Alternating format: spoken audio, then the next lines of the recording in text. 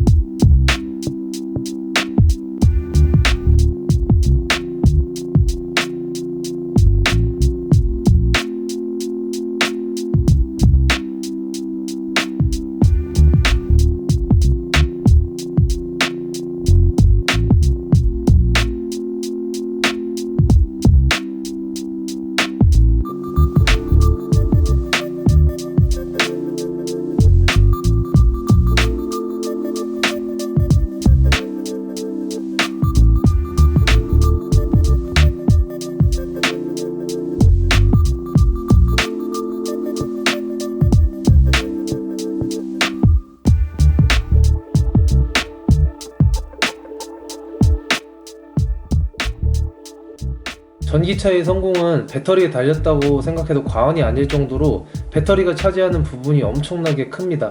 심지어 전기차의 원가에서도 차량 가격의 반을 차지할 정도로 배터리가 가지는 중요성에 대해서는 그 누구도 함구 불언하지 않을 수가 없을 겁니다. 테슬라의 경우는 다른 브랜드와는 달리 조금 다른 방식을 선택했습니다. 일본의 파나소닉과 계약해서 노트북에 쓰이는 이 원통형 배터리를 사용하는데, 이 배터리가 1970년대에 규격화되었다고 하니 이 얼마나 구닥다리 배터리를 쓰는지는 진짜 그 누구라도 쉽게 알 수 있는 부분이겠죠. 18650이라는 종류의 배터리인데, 이름에서 알 수 있듯이 지름이 18mm 정도 되고 길이가 65mm 정도의 일반적으로 흔히 볼 수 있는 AA 건전지와 똑같다고 생각을 하시면 됩니다. 길이만 살짝 길어진 정도이죠. 이러한 건전지를 한 400여 개 묶어서 하나의 커다란 배터리 팩을 만들고, 이 커다란 배터리 팩이 14개에서 16개 정도 들어간다고 하니 정말 어마어마한 개수의 배터리가 이 차량 한 대에 실리는 것입니다. 개수만 대략 7천여 개, 무게만 500kg이나 나간다고 하니 테슬라가 대단히 혁신적으로 느껴지다가도 얼마나 단순 무식하게 배터리 문제를 해결했는지 알 수 있는 대목이기도 합니다. 이 원통형 배터리는 흔히들 알고 있는 리튬이온 배터리인데, 이 배터리가 가진 단점이 상당합니다. 그래서인지 일각에서는 테슬라의 성공 여부에 대해 많은 우려가 잇따르고 있는데, 그중 하나가 바로 방전율입니다. 리튬이온 배터리의 경우 한 번 방전 시 전체 수명의 약 15%가 줄어든다고 합니다. 그러니 완전 방전만큼은 꼭 피해야만 하는 상황인 것이죠. 다행히도 이런 문제점은 소프트웨어를 통해서 아주 간단하게 해결할 수 있으니 그리 큰 장애물은 아닙니다. 배터리를 끝까지 사용하지 못하게끔만 프로그래밍하면 되니까요. 게다가 우려와는 달리 약 40만 킬로미터를 주행한 핀란드의 한 택시기사의 주장에 따르면 주행 가는 거리가 처음 400km에서 370km로 약 7.5%만 감소했다고 하니 배터리 방전율에 대한 부분은 크게 걱정을 하지 않아도 될 것으로 보입니다. 우리나라에서 일반적인 운전자가 40만 km를 타기에는 상당히 버거운 일이 아닐까요? 또한 보증 정책으로는 배터리의 보증 기간이 8년 동안 무제한 마일리지입니다. 이 기간만큼은 정말 마음 푹 놓고 주행을 해도 된다는 얘기이기도 하죠. 두 번째 단점이 리튬이온 배터리의 폭발입니다. 배터리의 내부는 민감해서 가벼운 충격에도 이상 발열로 인해 쉽게 폭발로 이어지게 됩니다. 그럼에도 리튬이온 배터리를 쓰는 이유는 아주 단순합니다. 바로 에너지 효율이 놀라울 만큼 높기 때문이죠. 게다가 오래전에 개발되고 오랜 시간 쓰여진 만큼 제조 단가 또한 다른 배터리에 비해 상당히 낮습니다. 하지만 불행히도 1년 전 나무에 충돌한 테슬라가 폭발하며 2명의 사상자를 낸 사고를 보면 이 리튬이온 배터리 안전성에 대해서 생각해보지 않을 수가 없네요. 화재의 원인을 충격에 의한 배터리 폭발로 보고 있는데, 빠른 속도로 이동하는 자동차는 항상 충격을 동반하는 사고에 노출되어 있을 수밖에 없습니다. 작은 사고에도 배터리가 폭발해버린다면 아무리 많은 메리트가 주어진다 해도 테슬라를 선택할 소비자들은 없겠죠.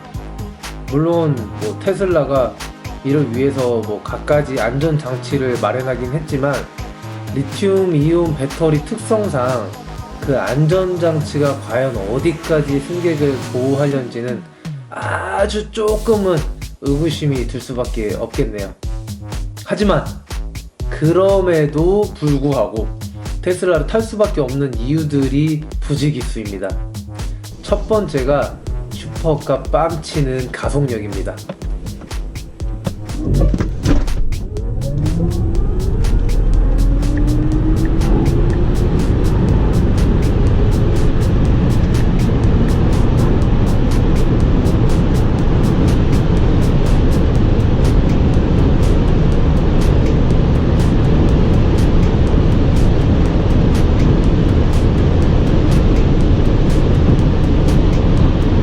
모델 S에서 가장 빠른 P100D 같은 경우는 제로백이 무려 2.5초입니다. 2.5초.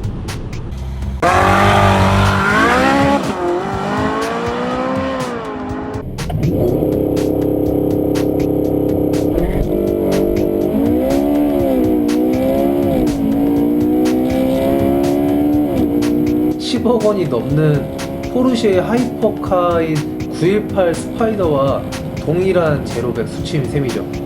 단돈 1억으로 10억 원 뺨치는 가속감을 느낄 수 있다니, 이거 완전 게이득 아닙니까?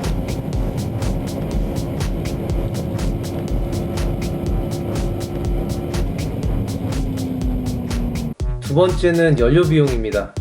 어마어마한 가속력이 나오는 차 치고 연비 좋은 차 보신 적 있으십니까? 기름값 무서워서 맘 편히 엑셀 밟아보신 적이 대체 언제이십니까? 전기차는 현 시점 기준으로 1000km 주행하는 데 있어 필요한 전기세가 단돈 7,000원입니다. 7,000원. 가솔린 엔진의 경우 발끝 신공으로 기가 막힌 연비 주행을 한다손 치더라도 15만원 이상은 들 것이고, 그 연비 좋다는 디젤을 타더라도 8만원 이상의 유류비를 지출하지 않을 수가 없을 겁니다. 1년 동안 2만 km를 탄다고 한번 가정을 해볼게요.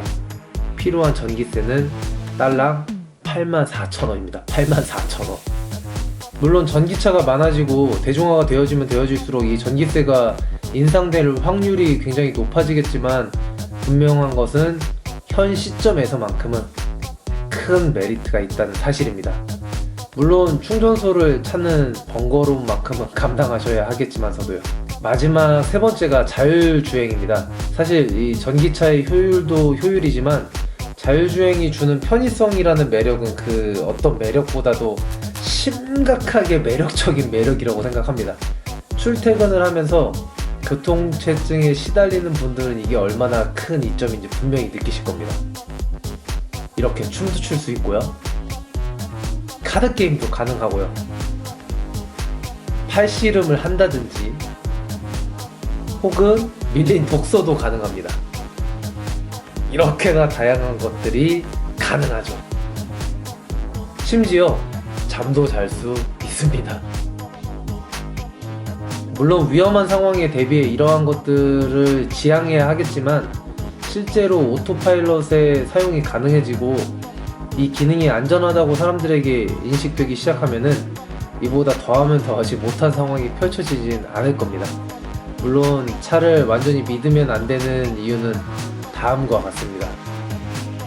미국에서도 오토파일럿으로 인한 사망사고가 발생했지만, 중국에서도 앞서가는 차량을 인지하지 못하고 그대로 충돌해서 운전자가 그 자리에서 직사하는 사고가 발생하기도 했습니다.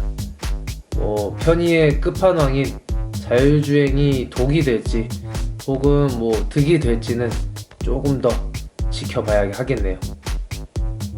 테슬라 충분히 매력적이지만 아직도 갈 길이 많이 멀어 보이기는 합니다.